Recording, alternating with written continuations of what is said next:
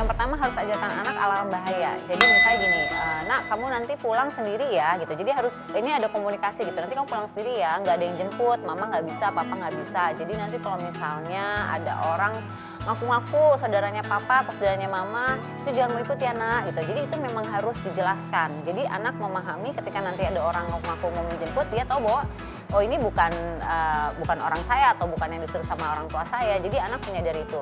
Yang kedua adalah ajarkan anak dengan situasi yang tidak nyaman. Artinya misalnya tiba-tiba dia ditarik atau tiba-tiba kan ada yang kayak gitu ya, tiba-tiba ditarik atau tiba-tiba dia digendong gitu. Ajarkan anak berani berteriak. Karena dengan anak berani berteriak sebenarnya kan menarik perhatian sekeliling. Biasanya tuh cenderung anak itu tidak berani berteriak karena udah terlalu panik gitu ya. Nah, ajarkan anak berani berteriak. Kalau misalnya tangannya si pelaku membekap tangan anak kita, ajarkan anak untuk menggigit tangan pelaku. Karena gimana caranya pokoknya dia bisa berteriak. Karena teriakan itu menyebabkan orang sekeliling itu akhirnya menjadi aware ya, sehingga menolong anak kita. Dan yang terakhir adalah kalau misalnya memang melewati jalan, disarankan untuk anak jalan melewati jalan yang sepi. Atau misalnya biar cepet deh potong jalan tapi jalan itu kecil, terus sepi, nggak ada orang lewat. Itu jauh lebih bahaya. Mendingan bilang sama anak kita, jalan yang normal aja, yang rame banyak orang kanan kiri. Kalau buat anak sih mungkin kalau misalnya memang orang tuanya mau membekali dengan bela diri juga bisa ya gitu ya. Tapi sebenarnya didik anak supaya menjadi karakter yang kuat. Karena biasanya nih pelaku penculikan itu mencari korban-korbannya tuh karakter-karakternya yang terlihat lemah. Tahu nih, oh anak ini kayaknya kalau ditarik dia nggak akan berani ngelawan. Kelihatan kan dari tingkah laku tuh kelihatan. Kalau anak yang powerful, yang karakternya kuat itu cenderung si penculik tidak berani. Kenapa? Tahu nih anak bakal ngelawan soalnya. Kemudian juga anak diajarkan kalau dari anaknya nih ya, kalau pulang ya bisa mungkin pulang bersama teman-teman rame-rame gitu, jangan sendirian. Kalaupun harus sendirian ya anak juga diajarkan kesadaran untuk melewati jalan-jalan yang memang cukup ramai.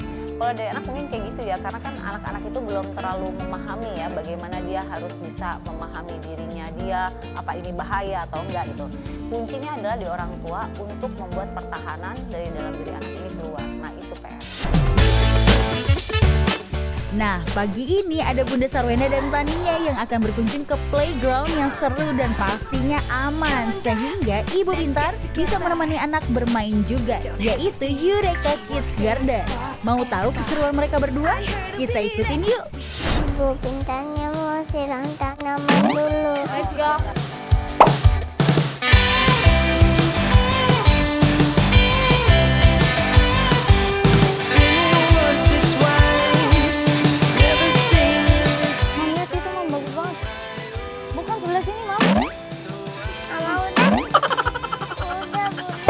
Waduh, Mami Nia mau kemana nih? Gak apa-apa, kita tidak boleh memaksakan kehendak kita kepada anak, ya kan?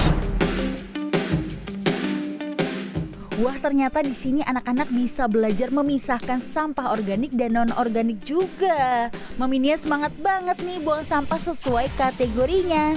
Eits, ini juga bisa Ibu Pintar coba di rumah bersama si kecil ya, supaya melatih tanggung jawab dan kebersihan anak. Yeay. Kalau daun. Daun sama buah sama. Salah. Daun sama buah kan sama. Udah bosan. Udah bosan.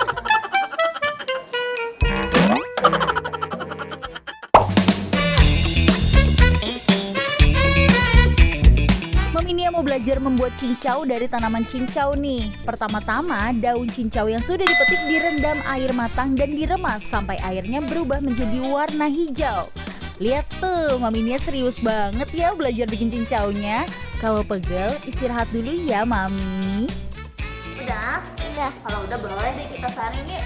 Nah, kalau sudah diremas, kita saring dulu air berwarna hijaunya dan didiamkan sampai jadi cincau yang sering kita makan deh.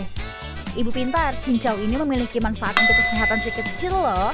Di antaranya bisa meningkatkan daya tahan tubuh, melancarkan pencernaan, menurunkan demam dan sakit tenggorokan. Nah, Ibu Pintar yang ini udah jadi. Harus sabar ya, tunggu 3 sampai 6 jam.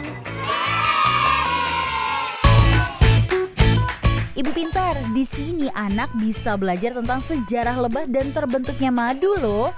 Jadi, madu diproduksi dari lebah pekerja yang mengumpulkan nektar atau sari bunga. Wah, ini sama Lebab sama Bunda sama Nia. Mami tahu nggak sih gimana caranya kita manen madu? Emang gimana caranya, Mbak? Nah sekarang Mami Nia mau belajar memanen madu. Pertama pakai topi anti lebah dulu ya. Ibu Pintarnya udah pakai sebelah ini. Nggak digigit lebah nanti. Habis ini kita ngapain, Mbak? Sekarang lebahnya mau diasapin. Lalu kita memberi asap pada kotak yang berisi sisiran madu. Dan selanjutnya sisiran madu yang kita ambil dimasukkan ke dalam alat penggilingan. Waiting for the bus, I can see you in your car on your way to town, looking so fit. Hore, Mami Nia berhasil nih memanen madu. Dua. Nah, madu ini bisa jadi sumber vitamin dan energi yang baik untuk tumbuh anak loh Ibu Pintar. Anak bisa mengonsumsi madu setiap pagi saat perut masih kosong ya. Karena di waktu pagi, madu akan berinteraksi dengan enzim yang ada di dalam perut secara maksimal. Setelah ini, Mami Nia mau buat apa lagi ya? Dan Nia kan suka minum teh. Gimana ya cara bikin tehnya? Penasaran? Ayo kita belajar Ibu Pintar. Pertama-tama kita harus siram dulu tehnya. Ternyata membuat teh celup seperti ini ya Ibu Pintar. Mulai dari menyiram daun teh, memetik daun teh, memasukkan daun teh yang sudah kering ke dalam alat penyaring teh, sampai menyeduh teh. Teh aja bikinnya susah, dia numbuhnya lama ya kan. Jadi nggak boleh dibuang-buang kan Mami ya. Madunya juga nggak boleh dibuang-buang kan ya nggak Mami. Jadi kalau ambilnya harus secukupnya. Asik banget ya Mami Nia belajar membuat teh. Karena teh memang minuman yang bagus untuk kesehatan anak loh. Tapi dengan catatan di atas usia 2 tahun ya Ibu Pintar. Jangan kemana-mana ya Ibu Pintar. Bunda Sarwenda dan Mami Nia masih mau bermain dan belajar di sini. Tetap di Ibu Pintar.